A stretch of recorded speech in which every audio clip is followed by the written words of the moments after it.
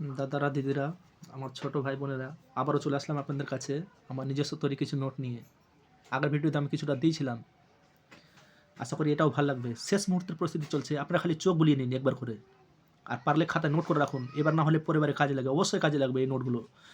বিকাশ মেয়েদের বেশি ঘটে, মানে বিকাশটা, পরিণমনটাও মেয়েদের বেশি ঘটে। পরিণমন বয়সের উপর নির্ভরশীল। পরিণমন কি? বয়সের উপর নির্ভরশীল। অভিযোজনের জন্য বৃদ্ধি ও বিকাশ প্রয়োজন। অভিযোজনের জন্য কি প্রয়োজন? বৃদ্ধি ও বিকাশ। বয়স বাড়ার সাথে ম্যাচুরিটি বাড়ে। ডেভেলপমেন্ট হলো দুই রকমের, একটা প্রক্সিমোডিস্টাল আর একটা হলো সেফালোকাউদাল। ডেভেলপমেন্ট দুই রকমের, একটা হলো প্রক্সিমোডিস্টাল আর একটা সেফালোকাউডাল। সেফালোকাউদাল কি? ফ্রম হেড টু ফুট, মানে মাথা থেকে পায়ের দিকে। আর প্রক্সিমোডিস্টাল কি? ফ্রম সেন্টার টু কি আছে পেরিসেরি, মানে কেন্দ্র থেকে ছড়িয়ে পড়ে। মানে এটা কি?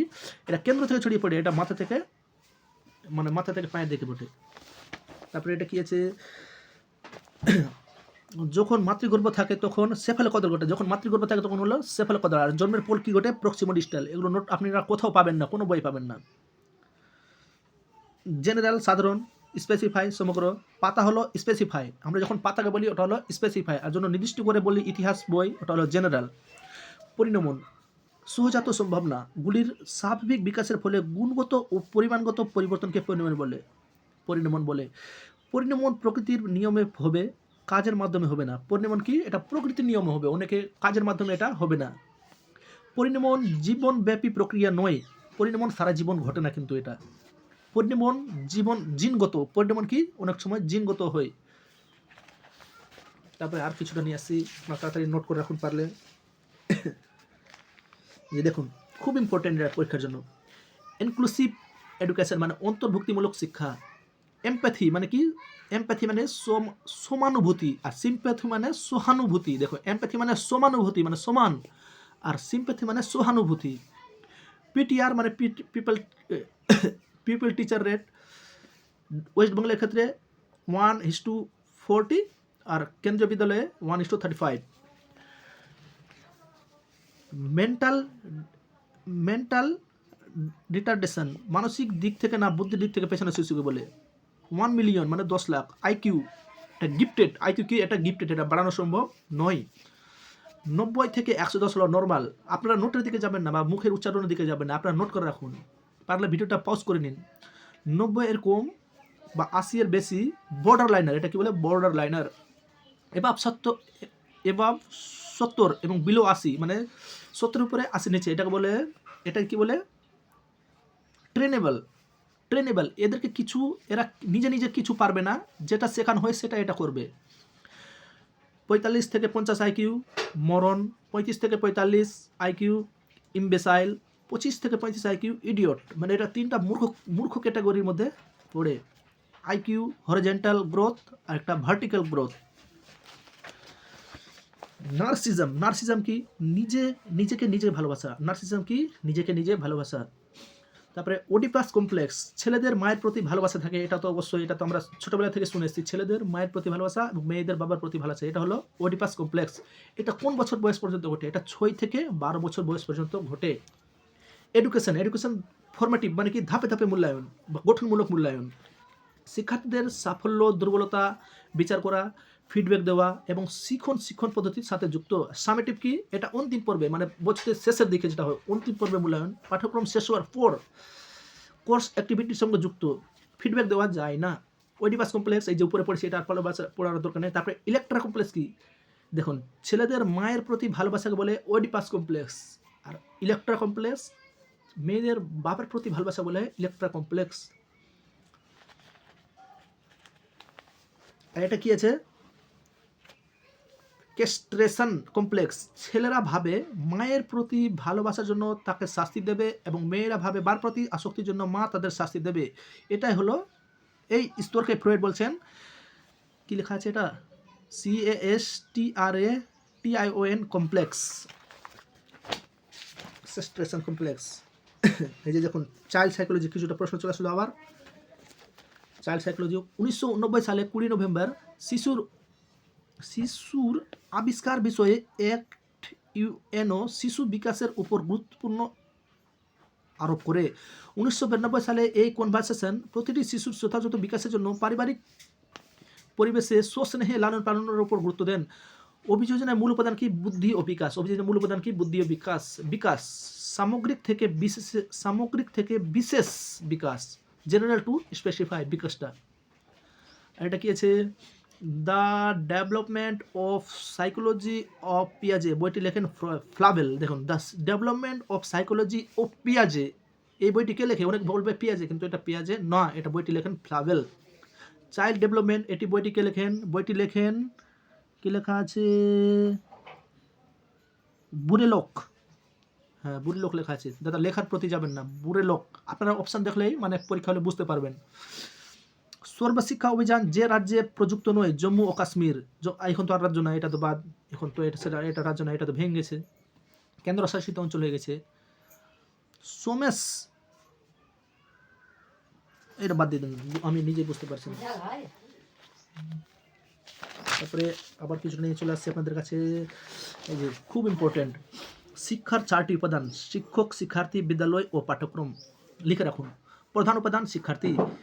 সংকীর্ণ অর্থে শিক্ষক শিক্ষার্থীর শূন্য থলিতে জ্ঞান দান করে, এটা সংকীর্ণ অর্থে। আর ব্যাপক অর্থে বন্ধু, দার্শনিক, পথপ্রদর্শক। শিক্ষা দ্বিমুখী প্রক্রিয়া, আধুনিক শিক্ষা বহুমুখী। শিক্ষণ প্রক্রিয়ায় শিক্ষকের ভূমিকা 3টি: সহায়ক বা ফ্যাসিলিটেটর, সংযোগকারী বা কমিউনিকেটর, আর মাধ্যম মানে মিডিয়েটর। অনিয়ন্ত্রিত শিক্ষা সর্বদা ঘটে চলেছে, নিয়ন্ত্রণ করা সম্ভব নয়। প্রথা বহির্ভূত শিক্ষার গুরুত্বপূর্ণ শর্ত হলো সব ব্যবস্থায় নমনীয়। শিশুকেন্দ্রিক শিক্ষায় শিশু পিতা ও পুত্রের নেই। শিশুকেন্দ্রিক শিক্ষায় প্রতিযোগিতা উন্নত মেধাসম্পন্ন শিক্ষার্থীদের জন্য। প্রতিযোগিতা কি? উন্নত মেধাসম্পন্ন শিক্ষার্থীদের জন্য। আবার লিখে রাখুন দাদারা আপনারা, খুব ইম্পর্টেন্ট এগুলো পরীক্ষার জন্য। শিক্ষণ সামাজিক প্রক্রিয়া। শিক্ষণ কি? সামাজিক প্রক্রিয়া। শিক্ষণ 3টি স্তর: ব্রেন স্টর্মিং সৃজনশীলদের জন্য। ব্রেন স্টর্মিং কি? সৃজনশীল শিক্ষার্থীদের জন্য বা ক্রিয়েটিভ স্টুডেন্টদের জন্য। দক্ষতামূলক শিক্ষণ কি আছে? সাইকেল, মোটর, তাবলা, বল, টাইপ করা, স্কেচ, এগুলো হলো দক্ষতামূলক শিক্ষণ। সরল রৈখিক প্রোগ্রাম, বিষয়বস্তুকে ক্ষুদ্র ক্ষুদ্র ফ্রেমে ভাগ করা, এটা বলে সরল রৈখিক প্রোগ্রাম। শাখা প্রোগ্রাম, নরম্যান এ ক্রাউডার। শাখা প্রোগ্রামের কথা কে বলেছেন? নরম্যান। তারপরে এ ক্রাউডার। তারপরে মনিটর সিস্টেম আবিষ্কার, মেধাসম্পন্ন শিক্ষার্থী দ্বারা শিক্ষণ। মনিটর সিস্টেম কি? অধিক মেধাসম্পন্ন শিক্ষার্থী দ্বারা শিক্ষণকে বলা হয় মনিটর সিস্টেম। শিক্ষা হলো সামাজিক প্রক্রিয়া, এটা আগে বলেছি। পাঠ্যক্রম কি? পাঠ্যক্রম একটি লাতিন শব্দ কুরিয়ার থেকে এসছে, এর অর্থ হলো দৌড়। সুতরাং নির্দিষ্ট লক্ষ্য অর্জনের জন্য দৌড় নির্দিষ্ট পথ। এটা লাস্ট। বর্ণমালার দ্বিতীয় ভাগ প্রকাশিত হয় জুনাত 1985 সালে। 1985। শিক্ষাকে যেতে হবে চাষির লাঙ্গল, মজুরের কারখানা এবং অন্য কোনো কর্মস্থানে। কে বলেছেন? বিদ্যাসাগর। শিক্ষা হলো সম্পূর্ণ বিকাশ বা মানুষ তৈরির জন্য শিক্ষার উপর গুরুত্ব, এই দুটির কথা বলেছেন বিবেকানন্দ। বুনিয়াদী শিক্ষার কথা বলেছেন। বুনিয়াদী শিক্ষার মূল ভিত্তি কি? কৃষিকাজ বা হস্তশিল্প, এটাও হবে। রবীন্দ্রনাথ ভাববাদী দার্শনিক ছিলেন। রবীন্দ্রনাথ কি ছিলেন? অনেকে জিজ্ঞেস করে রবীন্দ্রনাথ কোন দার্শনিক? ভাববাদী দার্শনিক। ধর্মশিক্ষা গ্রন্থ বইটিকে লেখেন রবীন্দ্রনাথ 1911 সালে। ব্রহ্মাচর্যম রবীন্দ্রনাথ প্রতিষ্ঠা করেন 1901 সালে। বিশ্বভারতী 1921 সালে। শিক্ষার হেরফের গ্রন্থ, খুব ইম্পর্টেন্ট, শিক্ষার হেরফের গ্রন্থ কে লেখেন? এটা বাংলাতেও আছে, আবার অনেক সময় সাইকোলজিতেও আছে, রবীন্দ্রনাথ। শিক্ষক হবেন একটি বাতি, তিনি অন্যান্য বাতি ও বিশ্বে আলো জ্বালাবেন। কে বলেছেন? Sri Aurobindo. A system of national education, এই বইটিকে লেখেন অরবিন্দ। কে লেখেন? অরবিন্দ। এমিলি কার মানসপুত্র ছিলেন?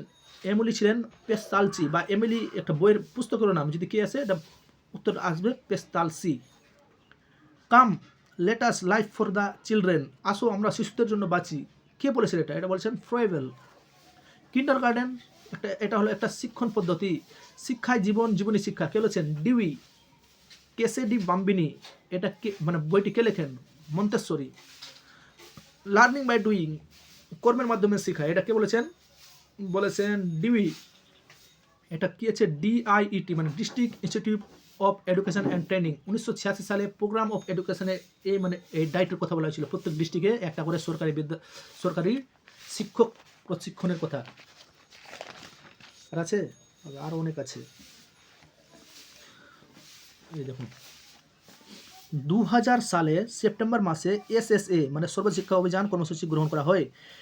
DPEP এর পুরো নাম কি? District primary education program. আদর্শ অনুপাত কত? মানে শিক্ষার ওই PPR যেটা বললাম না, পিপল ওই কি PTR পিপল, এর আগে বললাম যেটা ওটাই 1:30। বৈদিক যুগের নারী কারা ছিল? বিশ্ববারা, ঘোষা, লোপামুদ্রা, অপালা।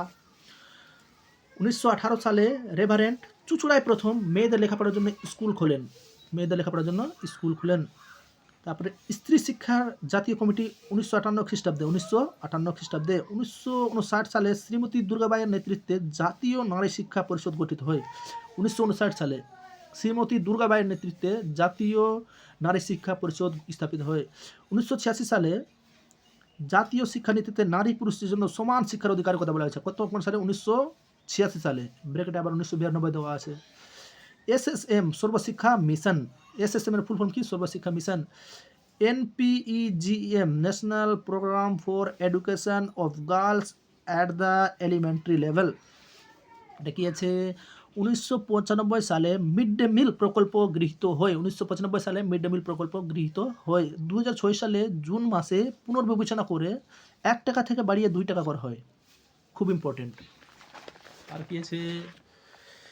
শিক্ষার অধিকার আইন 2010 সালে এপ্রিল মাসে চালু করা হয়। DPEP 1993 সালে ভারত সরকারের এই উদ্যোগের প্রকল্প শুরু হয়। আর আছে আরও কিছু ইম্পর্টেন্ট নিয়ে চলে আসছে আপনাদের জন্য। এটা খুবই, এই যে দেখুন রামলীলা কোথায় দেখা যায়? উত্তর ভারতে, পাণ্ডবনী ছত্তিশগড়ে, ওড়িশা, অন্ধ্রপ্রদেশ ইত্যাদিতে। পুতুলের জন্য বিখ্যাত রাজস্থান। পুতুল নাচের জন্য বিখ্যাত কি? রাজস্থান। ভারতীয় জাতীয় সঙ্গীত কয় ভাগে বিভক্ত? 2 ভাগে। একটা হিন্দুস্তানি আর একটা হলো কর্ণাটক বা দক্ষিণ ভারতীয় কর্ণাটক। দরবার সঙ্গীত কার আমলে চালু হয়েছিল? আকবরের আমলে। কাওয়ালু সঙ্গীত আমির খসরুর সময় চালু হয়েছিল, আমির খসরু। ভাওয়াইয়া সঙ্গীত রাজবংশী সম্প্রদায়ের। ঘুঙুর নাচ, ঘুঙুর ব্যবহৃত হয় কিসে? কত্থক নৃত্যে। কথাকলি দক্ষিণ ভারতীয় নৃত্য। আধুনিক পপেটের জনক সের্গেই অবজারস্টোভ। লঘু সঙ্গীত ঠুংরি, টপ্পা, গজল, দাদরা, এগুলো হলো লঘু সঙ্গীত। তারপরে তারের বাদ্যযন্ত্র তানপুরা, সেতার। ধাতুর যন্ত্র ভারতনাট্যম দক্ষিণ ভারতীয়। ভারতনাট্যম কি? দক্ষিণ ভারতীয়। আর কিছু নিয়ে চলে আসছি, আপনারা লিখতে থাকুন। অনেকে জিজ্ঞেস করে অনুবন্ধী প্রণালী কি? কোরিলেশন মানে অনুবন্ধ প্রণালী বা কোরিলেশন। শ্রেণীকক্ষে সমজাতীয় বিষয়ের মধ্যে যোগসূত্র স্থাপন করে পড়াটার নাম হলো অনুবন্ধ প্রণালী। তারপরে কেন্দ্রায়ন প্রণালী, বিভিন্ন বিষয়ের ঐক্যসূত্রে আবদ্ধ করতে গেলে বিষয়গুলির মধ্যে যে কোনো একটি বিষয়কে কেন্দ্র করে সকল বিষয়কে কেন্দ্র অভিমুখী করার কৌশলকে বলা হয় কেন্দ্রায়ন প্রণালী। সারা দেশে একই শিক্ষা ব্যবস্থা। NCF 2005। সারা দেশে একই শিক্ষা ব্যবস্থা 1906 সালে। এটা তো বললাম একটু আগে। এই যে খুব ইম্পর্টেন্ট এটা, উডের ডেসপেচ 1954 সালে। আপনারা ভিডিওটাকে পজ করে বা থামিয়ে আপনারা লিখতে পারেন এই নোটগুলো। শেষ মুহূর্তের প্রস্তুতি চলছে আপনাদের। উডের ডেসপেচ 1854 সালে। ডন সোসাইটি 1902 সালে। সতীশচন্দ্র মুখোপাধ্যায়। প্রথম ভারতে আসে পর্তুগিজরা। প্রথম ভারতে কারা আসে বলুন তো? পর্তুগিজরা। জেসুইট কলেজ পর্তুগিজরা 1875 খ্রিস্টাব্দে। এটা বাদ দিন। মার্টারম্যান দিগদর্শন ও সমাচার দর্পণ, এই দুটো মানে ওই কী বলে খবরের কাগজ। তারপরে নর্মাল স্কুল শিক্ষণ প্রশিক্ষণ সংস্থা। DPI direct of the public instruction. ভারতের প্রথম সচিব স্ট্যানলি হল নাম হবে আশা করি 1859 সালে। প্রথম ভারতীয় শিক্ষা কমিশন হলো হান্টার কমিশন। ভারতীয় বিশ্ববিদ্যালয় কমিশন 1902 সালে। কলকাতা বিশ্ববিদ্যালয় কমিশন 1917 সালে। মুদালিয়র কমিশন যেটা বলে। ভারতীয় মাধ্যমিক শিক্ষা কমিশন, না এটা ভুল বললাম, মাধ্যমিক শিক্ষা কমিশন 1952-53 সালে। আর আছে এই যে আরও আছে খুব ইম্পর্টেন্ট এটা, ন্যাশনাল এডুকেশন 1968 সালে। 1985 সালে ইগনু যেটা হয় Indira Gandhi national open university. POA programme of the action কর্মসূচি রূপায়ণের পরিকল্পনা 1992 সালে Janardhan Reddy MLC mass literacy campaign KSSP full form কি কেরালা শাস্ত্র সাহিত্য পরিষদ উডের ডেসপেচ ভারতের সর্বপ্রথম বিশ্ববিদ্যালয় স্থাপন করেন উডের ডেসপেচ 1976 এটা লিখে রাখুন 1976 সালে 42তম সংবিধান সংশোধনের সম্পত্তির অধিকারকে বাদ দেওয়া হয় 1976 সালে 42তম তিনটি শব্দ যুক্ত হয় একটা হলো সমাজতান্ত্রিক একটা ধর্মনিরপেক্ষ এবং একটা সংহতি কমন স্কুল 1964 থেকে 66 সালে 1964 থেকে 66 সালে শিক্ষার অধিকার আইন 2009 7টি খণ্ডে বিভক্ত এবং 38টি ধারা যে হ্যাঁ শিক্ষার অধিকার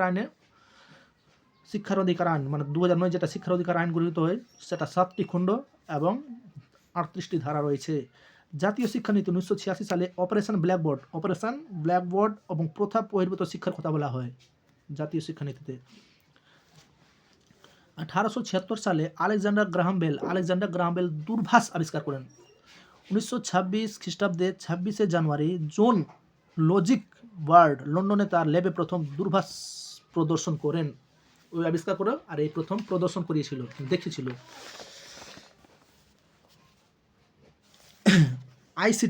আইসিটি কি information and the communication technology 1853 খ্রিস্টাব্দে বোম্বাইয়ে প্রথম বধিরদের জন্য বিদ্যালয় স্থাপিত হয় একদম খুব ইম্পর্টেন্ট 1853 খ্রিস্টাব্দে মুখ ও বধিরদের জন্য শিক্ষা অষ্টপঠন মানে এরা অষ্টপঠনের মাধ্যমে মুখ ও বধিররা পড়তে পারে অষ্টপঠন কি প্রবর্তন জুয়ান পাবলো বোনে কে প্রবর্তন করেন অষ্টপঠন জুয়ান পাবলো বোনে আঙুলের দ্বারা বানান শেখা প্রবর্তন হলেন পেরিয়ার কি যা করপল্লী নামে পরিচিত কি নামে পরিচিত করপল্লী কম্পন ও স্পর্শ পদ্ধতি প্রবর্তক কে ছিলেন কেটি অ্যালকর্ন ও সোফিয়া অ্যালকর্ন অধ্যায় 7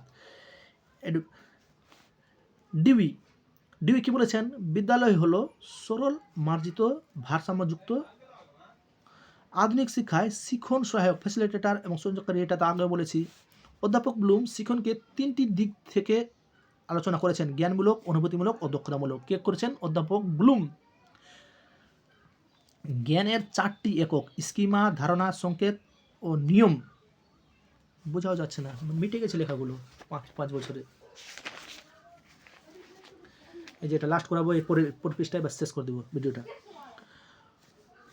কি আছে এটা 1899 সালে বিখ্যাত গ্রন্থ the school and the society কে লিখেছেন ডিউই হাতে কলমে কাজ বা লার্নিং বাই দ্য ডুইং কে বলেছেন ডিউই ফ্রয়েবেল ছিলেন পেস্তালসির ছাত্র ফ্রয়েবেল কে ছিলেন একজন পেস্তালসির ছাত্র Froebel come letters for the এটা পড়েছি আগেও ফ্রয়েবেল কিন্ডারগার্টেন আর ফ্রয়েবেল ছিলেন একজন ভাববাদী কে ছিলেন ভাববাদী এডুকেশন অফ মেন বইটি কে লিখেছেন ফ্রয়েবেল কিন্ডারগার্টেন শিক্ষা খুব ইম্পর্টেন্ট কিন্ডারগার্টেন শিক্ষণ পদ্ধতি 1837 সালে চালু হয় কিন্ডারগার্টেন হলো এর শব্দের অর্থ কি শিশু উদ্যান 1907 খ্রিস্টাব্দে মাদাম মন্তেসরি চিলড্রেন্স একাডেমি বিদ্যালয় এর দায়িত্ব নেই কিন্ডারগার্টেন দলগত আর কিন্ডারগার্টেন হলো দলগত আর মন্তেশ্বরী যেটা আছে সেটা হলো ব্যক্তিগত বর্তমানে নির্মিতিবাদের 3 ভাগে বিভক্ত করা যায় অন্যতম পিয়াজে এবং ভন গ্লেসিফিল্ডের রেডিক্যাল নির্মিতিবাদ মাধ্যমিক শিক্ষা কমিশন 1952 বা 53 সালে মোদালিয়ার কমিশন নামে পরিচিত রাইট টু এডুকেশন অ্যাক্ট পিতামাতার শিক্ষা সম্পর্কে আলোচনা করেন মানে শিশুদের সঙ্গে সঙ্গে পিতামাতারও শিক্ষা সম্পর্কে আলোচনা করেন 1983 খ্রিস্টাব্দে ফেব্রুয়ারি মাসে ভারত সরকার বিদ্যালয় ও কলেজ স্তরে 2টি ন্যাশনাল কমিশন অফ টিচার গঠন করেন এটা কি আছে লাস্ট আছে এটা এই পেজটাই শিক্ষার অধিকার সম্পর্কে সচেতনতার জন্য প্রয়োজন হলো শিক্ষার কে বলেছেন ব্রাজিলের পাউলো ফেরি শিক্ষকের ঊর্ধ্বে যে কোনো মানুষই উঠতে পারে না শিক্ষকের ঊর্ধ্বে কোনো মানুষই উঠতে পারে না এটাকে বলছেন জাতীয় শিক্ষানীতি 1997 খ্রিস্টাব্দে পশ্চিমবঙ্গে মুক্ত বিদ্যালয় চালু হয় 1997 সালে NCF 2005 অনুযায়ী 3য় থেকে 5ম শ্রেণী 6টি বিষয় পৃথকীকরণ ও সামান্যকরণ তত্ত্ব আছে গেস্টাল্ট তত্ত্বে শিক্ষণের সাইকোনেক্টক মতবাদ গর্ডন শিক্ষা হবে জীবনব্যাপী জোকাস ডেলার্স এনকেফ্লাইটিস রোগ হয় 2014 সালে 2014 সালে ভারমুক্ত শিখন, যশপাল কমিটিতে ভারমুক্ত শিখনের কথা বলা হয়। আরও আছে দাদারা, যদি ভালো লাগে ভিডিওটা আপনারা বলবেন, আরও দিব আপনাদের, অনেক আছে আমার কাছে। আপনাদেরকে বারবার বলছি আমি, এই ভিডিও মানে এই নোটগুলো শুধু এবারের জন্য নয়, পরের বারেও কাজে লাগবে আপনাদের। আপনারা লিখে নোট করে রাখুন, আস্তে আস্তে ধীরে ধীরে সুস্থ লিখেন এবং নোট করে রাখুন। এই যেটাতে শুধু সাইকোলজি আছে, এটাতে আছে ইবিএস, এটাতে আছে আপনার গিয়ে ইংলিশে শুধু প্যাডাগোগি আছে। আপনারা কোনটা চাইছেন তাড়াতাড়ি বলুন কমেন্ট করে। শুধু ইংলিশ পাবলে আপনারা, এটা শুধু ইংলিশ। ঠিক আছে ভাই, ধন্যবাদ।